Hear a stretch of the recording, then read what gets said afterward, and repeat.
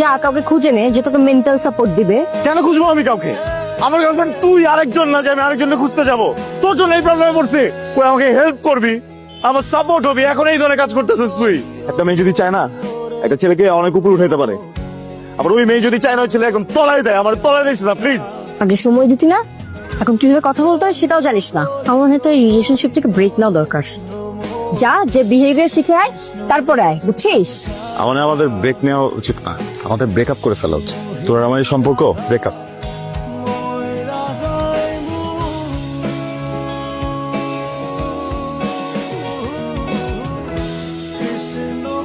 Excuse me, আপনি আবার আসছেন? আপনাকে আমি বলছিলাম এগুলো নিয়ে আমার কোনো ইন্টারেস্ট নাই। আমি আসলে ওই দিনের ব্যাপারে কোনো কথাই বলতে আজকে আসিনি। আমি একটু অন্য ব্যাপারে আপনার সাথে কথা বলতে আসছি। আমি কি একটু বসতে পারি?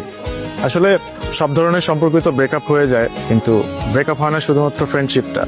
আমি চাই আপনার সাথে বন্ধুত্বটা আমার থাকুক। ও, যাতে ফিউচারে যে আপনার লাইন ঘাট ইজি হয়ে যায়। না না, বিষয়টা একদমই তা না। আপনি অনেক ভালো মনের একজন মানুষ, আর আমি চাই এমন ভালো মনের একজন মানুষের সাথে আমার বন্ধুত্বটা থাকুক। আচ্ছা, আমাকে একটু সময় দিন, আমি ভেবে দেখবো। ঠিক আছে, টেক ইউর টাইম। বাট আমি আজকে আপনাকে একটা কথা বলতে চাই। সঞ্জু আপনার বয়ফ্রেন্ড, রাইট? আপনি সঞ্জুকে কিভাবে ছিলেন? কিছুদিন আগে ফেসবুকে আমি একটা পোস্ট দেখি, ওরা রিলেশনশিপ ডেভেলপমেন্টে কাজ করে, মানে কন্ট্রাক্ট রিলেশনশিপে কাজ করে। আমি হয়তো আরো কিছু কথা বললে আপনার বিষয়টা ক্লিয়ার হয়ে যাবে।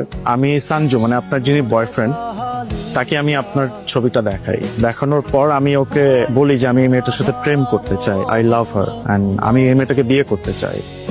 আমি জানি সঞ্জু আপনার বয়ফ্রেন্ড, সঞ্জু আমাকে কোনোভাবেই এটা ডিনাই করে না, ও বিষয়টাকে আরো একসেপ্ট করে নেয়। ও বলে যে টাকার বিনিময়ে আমি আসলে এই ধরনের কাজ করে থাকি, সো আমি টাকার জন্য এটা করব। আমি ওকে বলেছি যেহেতু পিঙ্কি আপনার গার্লফ্রেন্ড, আপনি চাইলে অন্য অপশনে যেতে পারেন, আমার কোনো প্রবলেম নেই, আমি তো আপনাকে টাকা দিচ্ছি।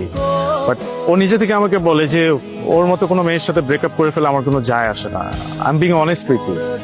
ও আসলে আমার থেকে খুব বড় একটা অ্যামাউন্ট চার্জ করে। সো আমি যেহেতু আপনাকে পছন্দ করতাম বা ভালোবাসতাম, সো সেই জায়গা থেকে ও যখন বলেছে he can do it, so আমি আর আসলে বিষয়টাকে অন্যদিকে নিয়ে নেই, আমি ডিলটাকে অ্যাকসেপ্ট করে নিই।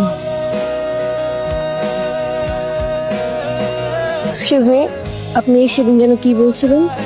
না, আমি আসলে সেদিনের ব্যাপারে কথা বলতে চাচ্ছি না, আমি এটার জন্য সরি ফিল করি। না না না, বলেন না, কি জানি বললেন সেদিন। আমি বলেছিলাম আমি আপনাকে পছন্দ করি। না, তারপরে কি বললেন? আমি বলেছিলাম আমি আপনাকে বিয়ে করতে চাই। আপনি পরশুদিন আপনার ফ্যামিলি নিয়ে আমার পাশে আসেন।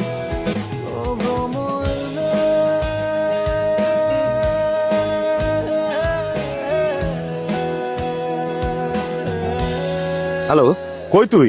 এক জায়গায় দাওয়াত খাইতে আসছিলাম, হঠাৎ করে একটু অসুস্থ।